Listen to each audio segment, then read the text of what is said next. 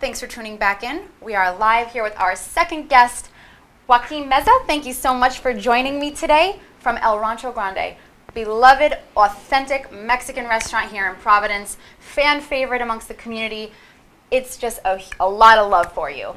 So, well, thanks for having me. Thank you for coming. Let's start out. I just want to hear a little bit about yourself and how you came to open El Rancho Grande and a little bit about your backstory. Yeah, so we've been open for 12 years. Cheers. Yeah.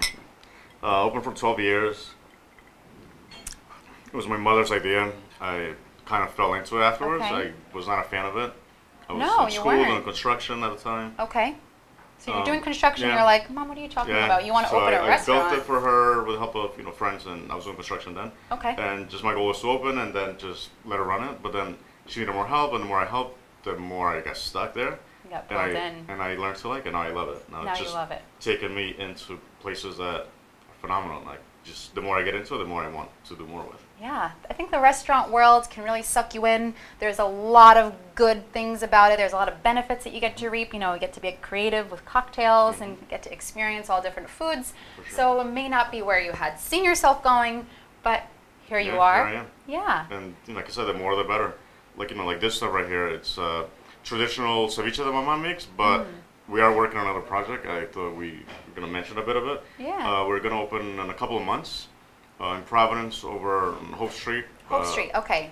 Across from Persimmons, El Guido's, and Big Alice Ice Cream. So this is going to be your second location. Second location. So that's very exciting stuff because people really love El Rancho Grande. You guys get busy. So I think that everyone's going to be really excited to hear for a second location. So what will make the second location different, or will it be very similar? No, it's going to be very different. Okay. It's going to be, since it's new, so the Rancho Grande, the menu resembles traditional Mexican food from, every menu in the U.S. in the 1990s or late, mid, 2000s. Just my mom cooks really well, so she executes very well.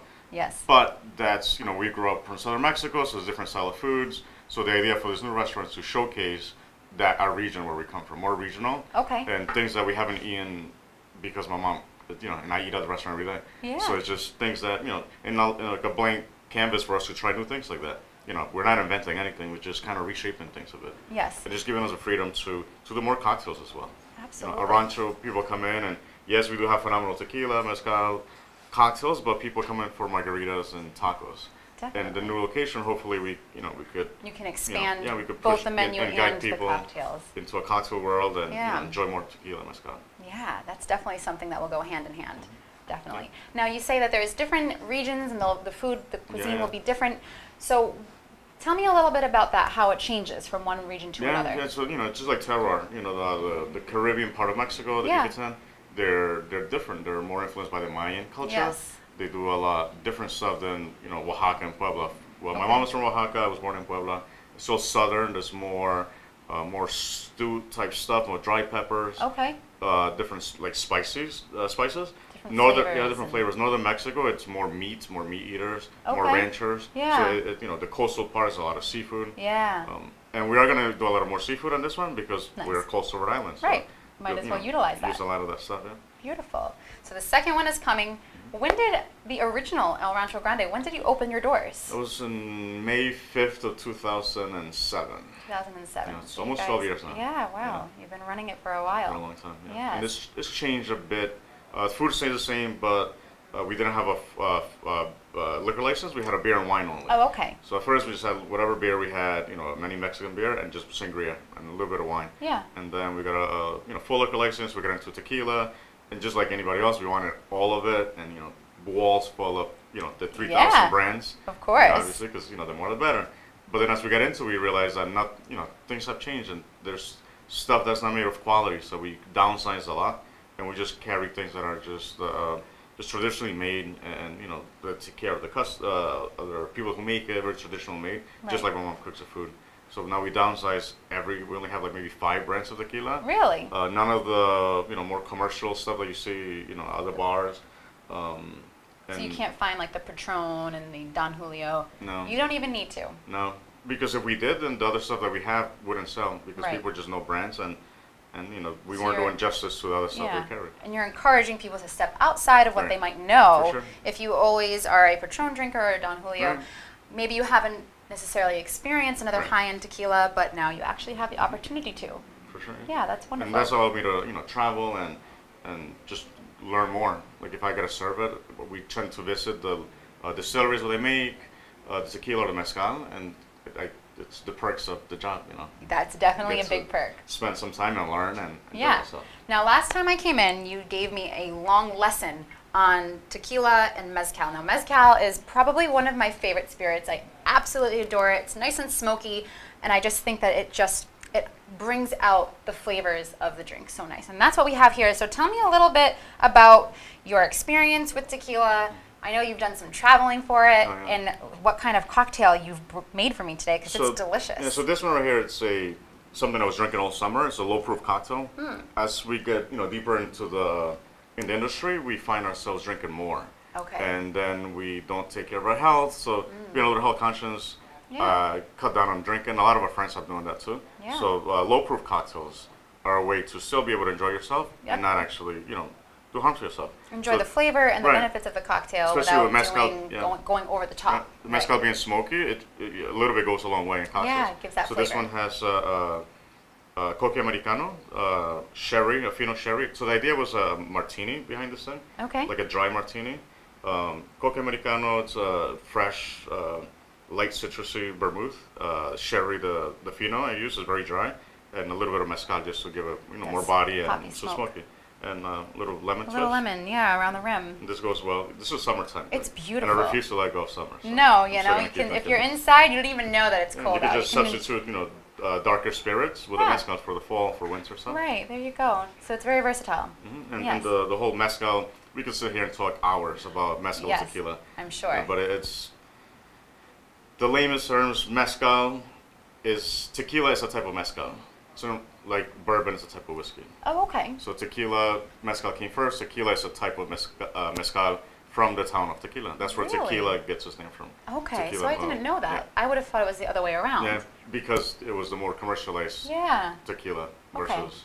Now, what's the difference in processing between the two? Right. So tequila is usually cooked in with steam in brick ovens, above ground brick ovens, so it doesn't have any smoke because of the steam. Right. Where mezcal, you take the agave hearts and you cut them in half or whatever the producer decides, and there's a underground pit that's lined with stone. They throw wood, more stone, and they light fire. And then when that gets super hot, then they put the agaves in it. It gets covered. So that's where the It smokiness gets roasted, comes from. and that's where the smokiness comes from. A lot of smoke, it's a bad made mezcal. Really? Yeah. So if I it's don't- too smoky. Yeah, if it's just like really smoky, Okay. tire burning, that's a Yeah. flaw. Okay. It's supposed to have a little bit of smoke. I don't particularly taste smoke anymore. There's more to it than smoke, because I drink it quite often, so the smoke is not a So thing. your palate really Yeah, it picks has up changed, on yeah. those extra flavors. Yeah. Well, beautiful. So it's good to know that if you're looking for an out-of-the-box cocktail, if you like margaritas, I personally always order my margaritas with mezcal. I just think that it tastes better, gives it a little bit of extra layers to the drink. You can find some really well-done craft cocktails, margaritas, different kind of spirits, and you can get a lesson while you're in there. If Yeah, for you're sure. there, I'm sure that you'd be Yeah, happy if I'm to there, tell my brother customers. Marco's there. Yep. He'll definitely sit there and talk to you all night long. Yeah, Yes. I love it. So tell me a little bit about the ceviche. So the that you have here. ceviche, traditionally we just serve it on a plate with chips and just go at it. Yeah. And like I said, there's new restaurants allowing us to have a blank canvas where we could, experiment with things. So this is called an infladita, which is like a fluffy tortilla. So you take Yeah. the tortilla before it's cooked. Beautiful. We're working on two brands that import corn from Mexico. Really? Tamoa and Macienda. So they get native strains of corn from different regions of Mexico. Okay. Corn originated in central Mexico and Latin America. So there's still some native strains that are alive, and these Wow. companies are reviving those traits where, so we're not using any box stuff at the new restaurant. So we're So using the everything corn is made from Made scratch. from scratch. Made from So you scratch. take these tortillas, and before you cook them, you fry them, and they puff up. So Yeah. you just kind of cook them the right way, and you hollow them out, and you fill it with anything. Okay, You get- so what kind of ceviche is in here? It looks it's like a shrimp. shrimp ceviche. Shrimp Yeah, ceviche. shrimp, just very basic. So we're from southern central Mexico, Okay. so we didn't really have a lot of access to seafood. Right. So when my mom cooked ceviche, then she cooked it because she just was afraid that during traveling it might not be good. Right, so instead right, of eating right. raw, she just It's a cooked so she shrimp. just keeps it the same way she cooked it for us when we were there. Definitely. She steams it, and then she makes it into a ceviche. Lime, cilantro, onions, jalapeno, secret ingredients, a tomato, a little bit of tomato juice. Tomato juice.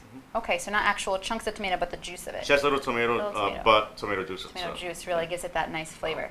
Pepper, oregano, and salt. That's it. Giving the recipe away. Mom's going to be mad at you.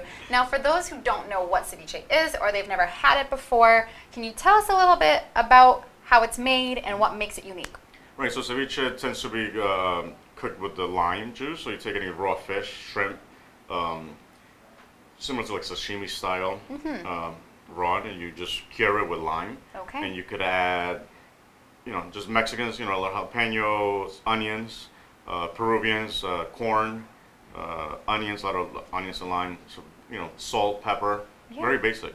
In Mexico, the coastal part, there's a thing called aguachile, which is very similar to a ceviche, but it's cucumber, cilantro, lime, and jalapenos. That's the base of it, and it's just a ceviche, but yeah. Wow.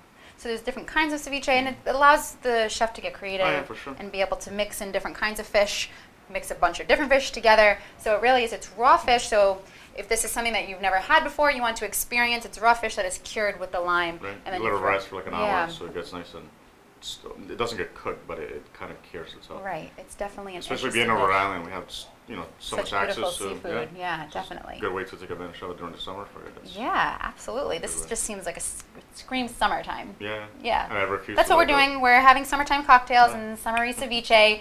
We don't even want to hear that it's like 45 degrees outside. Windy, oh gosh, I don't even want to hear it. But aside from this, what other kind of things can we find on your menu? So the menu, like I mentioned earlier, is very traditional of what every restaurant resembled, 20 years ago. But the fact that my mother cooks, she's a great cook. She's a fantastic funny story. cook. She lived in New York in the 70s. She moved back to Mexico with my dad, and she didn't know how to cook. So she didn't know how to cook anything. All she right. went back to Mexico. I find that hard to believe. She invited my dad over for dinner, and she made like Lipton soup, like the instant soup, with tuna fish sandwiches. My dad was not into it. He was like, no, what is this? That's not what I do. So he ordered food from a restaurant, a cousin or somebody brought it over, and my mother was like, I need to know how to cook if I want to keep this guy. So that's what it was. Her mother was sick at the time, but her neighbors, aunts and relatives and friends of my mother, they showed her how to cook. And ever since in the family. Yeah. So, that's what she learned how to cook. So now, with this restaurant, her mole recipe, it's what she's known for in our town in Mexico. That's where they're known for. So it's over 17, 19 ingredients, dried peppers, plantains, onions, chocolate. It's very sweet, spicy. She tends to be a little sweeter because that's what her recipe, growing up, that's what she made. Yeah. Because we were later and we didn't eat a lot of spicy food, so she made it sweeter for us. Nice. So she just keeps certain things like that. And sometimes she does like specials, like during September, she does the poblano peppers are in season. Okay. So she does a chile en nogada, which is pepper stuffed with like stone fruits, plantains, either pork or beef, ground beef, and then it gets battered and fried with an almond walnut cream sauce. So it's a very different style of food that Mexico is very diverse, from north to south is. Yeah. So a lot of things that, so like for Dia de los Muertos coming up, the Day of the Dead, we have a special where she does mole verde, it's a pumpkin seed mole. Oh my gosh. With chicken and an almond mole with pork. And she keeps that going for a week. We're going to do that starting Friday, I believe. For the holiday, For the holiday. That's definitely something I really admire about Rancho Grande. You have delicious tacos and enchiladas and things like that, but you find things on the menu that you wouldn't just find at any Mexican restaurant. You're able to find authentic, traditional cuisine, and it's coming right from your mom, and she's a fantastic cook. I can't even believe that she wasn't a great cook as a child. That's impressive that she learned that. So if you haven't checked them out yet, please do so. Where can our viewers find you on Instagram so they can stay up to date with the new location? Because that's really exciting, and they're going to want to know. Instagram is Rancho Grande RI. I think Facebook is Rancho Grande Providence. And our website is ranchogranderestaurant.com. Yes. And we're on 311 Plainfield Street in Providence, Rhode Island. On Plainville Street. So you make sure you go and check them out, enjoy a cocktail. Definitely ask questions about tequila if you are curious and you want to learn more about them and maybe try something that you've never tried before. All right. Well, thank you so much for joining us, but don't go anywhere because we have our third guest coming right up.